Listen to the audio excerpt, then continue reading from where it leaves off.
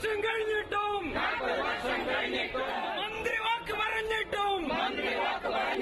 പട്ടയം ഇതുവരെ തന്നിട്ടില്ല. 49 വർഷമായി റീന കൊടുങ്ങല്ലൂർ താലൂക്കിലെ ആലപ്പുഴയിലെ പുറമ്പോക്കിൽ താമസിക്കുന്നു. ഇറിഗേഷൻ വകുപ്പിന്റെ കൈവശമുള്ള ഈ ഭൂമിയുടെ സാങ്കേതിക തടസ്സങ്ങൾ നീക്കി എത്രയും പെട്ടെന്ന് പട്ടയം അനുവദിക്കുമെന്നായിരുന്നു മാറി മാറി വന്ന സർക്കാരുകളുടെ വാഗ്ദാനം. പക്ഷേ ഇക്കുറിയും പട്ടയം കിട്ടിയില്ല.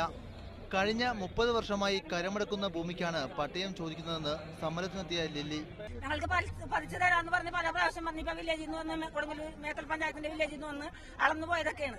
പക്ഷെ ഇന്ന് വരെ ഞങ്ങൾക്ക് അത് പതിച്ചു തരാന്ന് പറഞ്ഞ മുഖ്യമന്ത്രിക്ക് കള്ളാസ് കൊടുത്ത് 3 മാസത്തിനകം ഞങ്ങൾക്ക് പട്ടയം തരാന്ന് പറഞ്ഞു. ഇന്ന് വരെ ഞങ്ങൾക്ക് അത് പതിച്ചു തന്നിട്ടില്ല, തരാനൊന്നും തീരുമാനവുമില്ല. ഇക്കാലം അത്രയും ഇവരുടെ ഭൂമി ഇറിഗേഷൻ വകുപ്പിന് കീഴിലാണെന്ന് അറിയിച്ച റവന്യൂ വകുപ്പ് ഇപ്പോൾ കൊടുങ്ങല്ലൂർ നഗരസഭയാണ് ഇക്കാര്യത്തിൽ തീരുമാനമെടുക്കേണ്ടതെന്ന് അറിയിച്ചു. എന്നാൽ ഇക്കാര്യത്തെക്കുറിച്ച് തങ്ങൾക്ക് ഒരു അറിയിപ്പും കിട്ടിയിട്ടില്ലെന്ന് നഗരസഭയും അറിയിച്ചതായി ഇവർ പറയുന്നു. ഞങ്ങൾ പാവപ്പെട്ട ഒരു കുടുംബമാണ്. ഞങ്ങൾ ഈ ഗവൺമെന്റ് എന്ത് കാര്യത്തിനും മക്കളുടെ വിദ്യാഭ്യാസത്തിനാണെങ്കിൽ എന്ത് ചെന്നാലും ഞങ്ങൾ ഒരു പുറംപോക്കെന്ന് പറഞ്ഞൊരു അവഗണനയാണ്. പക്ഷെ അതില്ലാണ്ടിരിക്കാൻ ഞങ്ങൾക്ക് ഇതിനൊരു പട്ടയം തരണം. പട്ടയം കിട്ടും വരെ സമരം തുടരുമെന്ന് വെൽഫെയർ പാർട്ടി അറിയിച്ചു. മീഡിയ 1 തൃശൂർ.